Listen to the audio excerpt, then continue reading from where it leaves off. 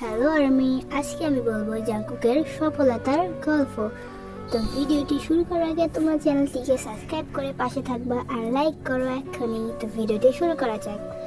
20শে November দিনটা বোধহয় জাংকুকের জীবনে স্মরণীয় দিন।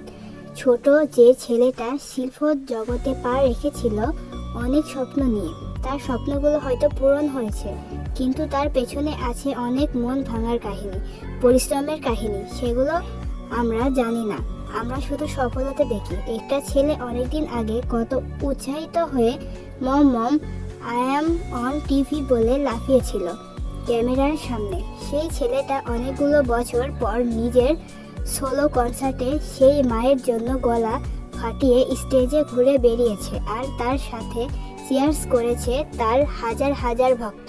দিনটা সেই 20শে নভেম্বর। ঠিক 1 বছর আগে এই দিনটিতেই সেই ছুঁয়ে নিয়েছিল বিশাল 1 মাইল ফলক। ফুটবল বিশ্বকাপের গান, তার উদ্বোধনী প্রোগ্রামের স্টেজ পারফরমেন্স।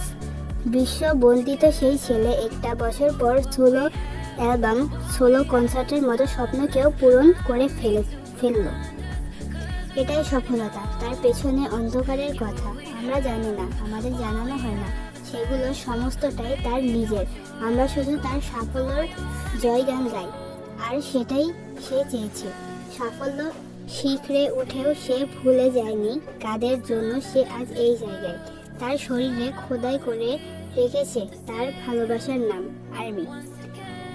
বলে না, মানুষ তখনই সফল হয় যখন সে আকাশে উঠেও মাটি ভুলে যায় না। জাংকুক সেরকমই একজন মানুষ।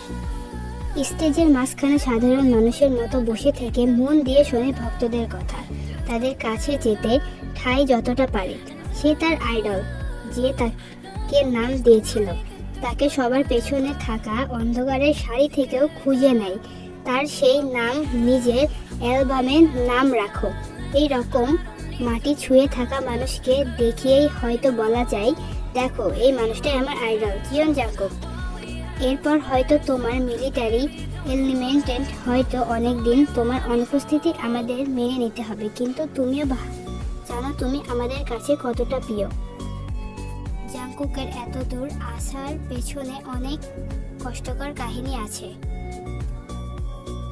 জাংকুক মাটির মানুষ। সে এত বড় পর্যায়ে যেও সে সাধারণ মানুষের মতো জীবনযাপন করে। সে খুবই সাধারণ, তার মনে কোনো অহংকার নেই, তাই আমরা তাদেরকে এতটা ভালোবাসি। তো আর্মি, আজকের ভিডিওটি ছিল এতটুকুই। পরবর্তীতে আমি কোন ভিডিও বানাবো তা তোমরা এখনই কমেন্ট করো। তো তোমরা সবাই ভালো থাকো।